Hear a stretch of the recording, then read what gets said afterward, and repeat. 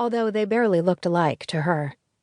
Harper was Annabel's lover-not-fighter, her sensitive thinker, the one who, at 4 years old, had reminded Henry to buy her flowers on Mother's Day. Not because he expected a reward or even a pat on the back for it, but because he'd wanted to make sure she was happy. He'd wanted to make sure that all of the efforts she put forth on any given day, the many strands of silk she wove to construct the intricate web that was their life, didn't go unnoticed. Hudson, on the other hand, was a silent manipulator. A child who had your number before you knew there was a number to be had. A child who could use any weakness to his advantage while making you believe he was doing you a favor. To know Hudson was to work for Hudson, whether you'd voluntarily initiated your employment or not. Still, now, with the boys at her parents' house, where they'd slept the previous night so she and Henry could attend his assistant Liberty's wedding, and he thinks Harper and Hudson are odd names, it was hard not to miss them, devious behavior and all. That was the funny thing about children. When they were around, you wanted peace and quiet, a mere moment to yourself. You felt absolutely desperate to go more than 3 minutes without hearing the word "Mom" echoing throughout the house. To go to the bathroom, or, if luck was really on your side, to take an uninterrupted shower. Yet, when they were absent, no matter how infrequently that happened, it felt as though someone had amputated your limb and left a stinging open wound in its place, and you craved them like a cold beer on a blistering summer day. Annabel brushed her teeth and splashed tepid water on her face before patting it dry and massaging a thick white cream around her eyes. "Deflates the puffiness," read the bottle, a promise she trusted it would live up to. After all, no one wants to look like she's squinting until mid-afternoon. She pulled her robe off the hook by the shower, slid her arms into the sleeves, wrapped it around her body, and cinched it at her waist.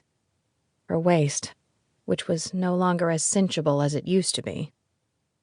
Unfortunately, when she'd attempted to zip up her favorite black dress for Liberty's big day, she'd had the unwelcome realization that any efforts to regain her pre-baby figure had been infuriatingly futile.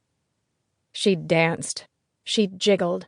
She'd even tried Vaseline, a tip she'd read in one of the women's magazines in her dentist's office. Until, finally, yesterday she'd resigned herself to donning a remotely flattering navy blue maternity dress, which she'd hoped no one would actually notice was a maternity dress. Unfortunately, Gary Blank's wife, who was in fact pregnant, had been wearing a strikingly similar one in a lighter shade of blue. Even more depressing was the fact that she'd carried it off far better than Annabel had. Minutes later, she found herself downstairs in the kitchen, prepping the kids' backpacks for school the following day, making their lunches, loading and running the dishwasher, finishing a basket of laundry, ordering the week's groceries online, and emptying the garbage cans, which she'd reminded Henry to take care of before going to bed. Again, no such luck. As the clock struck 9, her groggy husband finally made his way downstairs, rubbing his eyes with his fists, then stretching his arms above his head before emancipating an onerous moan.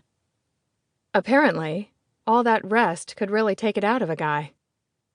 "Look who it is!" He'd barely come to life, and already she was anxious for him to pitch in. "Did you make the bed?" "Seriously, let's get to the point." "Nope," he called from the family room, where she found him reclining on the couch with the television remote already in hand.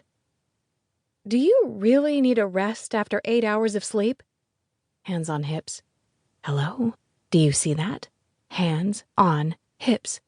Men could be exasperatingly oblivious. "The race is on." "What race?" "NASCAR. It's just another 45 minutes. Relax." There it was. The state of being that purportedly held the key to her infinite happiness. Relaxation. Except how exactly was she supposed to kick up her feet and chill out when there were still 3 more loads of laundry to be done?